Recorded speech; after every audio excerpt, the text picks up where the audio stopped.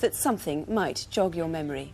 You just feel so cold inside, you know, it's such a dreadful thing to happen, and not knowing what's happened or who's done it. And this is the awful thing about it, I think. She didn't flit about with a lot of people and get involved in different things. You know, you just can't understand why. Beverley Trendall lived in a council flat on this estate in Northolt, West London.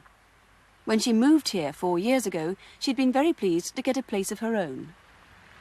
Beverley's flat was very compact the way she'd worked it out. Everything was worked out to a definite degree, you know, so that she had everything just where she wanted it and there was nothing sort of out of place, really. She had this large book, like an exercise book.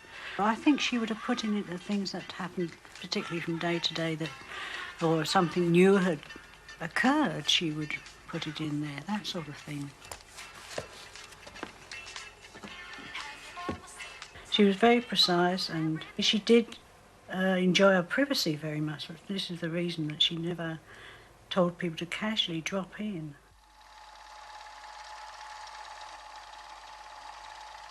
She was like a different person in Spain.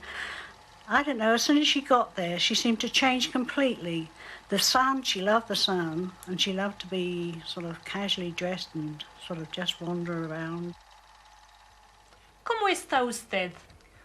¿Cómo está usted?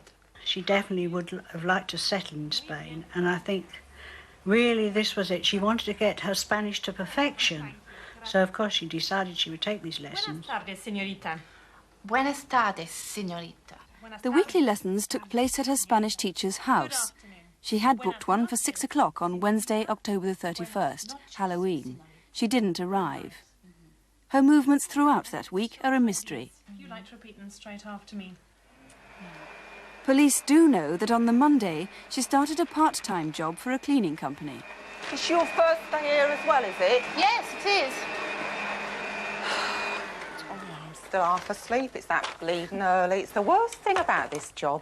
I'm trying to get an evening job. Mind you, the traffic's not bad this time in the morning. Oh, you got a car then? Yeah, it's old, but it goes. I wouldn't mind an evening job. I'm going for an interview at Hillingdon Hospital on Thursday. I think there might be something going at Heathrow. Mind you, evenings. I wouldn't like to think I was losing my evenings. No, well, there is that about.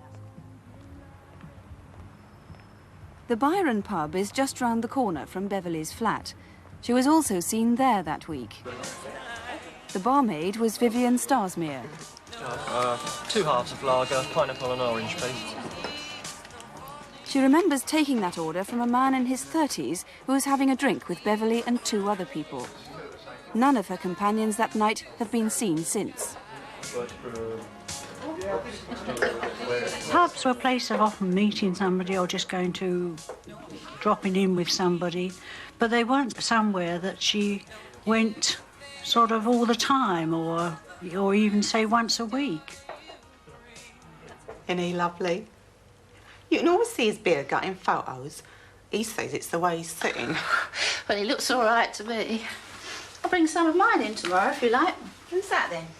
Well, I got quite a few of my bloke in Spain, Pepe, because I haven't been over there since May.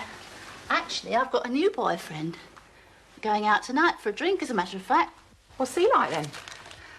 Well, I haven't known him only a few weeks, but he's older than me. What, about 40? Yeah. He's not bad looking. He's got a really nice personality. Has he now? And I suppose he's taking you out in his big flash motor tonight, is he? No, I'll take mine.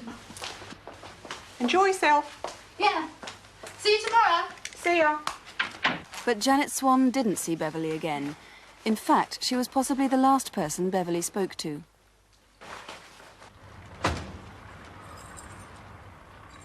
We know she went home that Wednesday after work. She always used to park her car so that she could see it from her flat.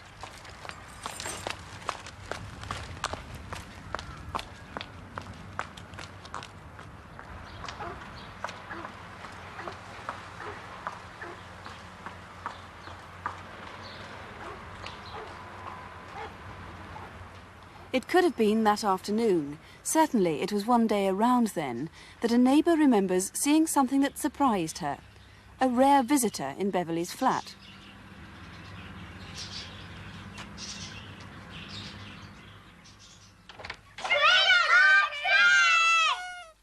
Early that evening, children toured the estate, playing Halloween games. But at Beverley's door, there was no answer.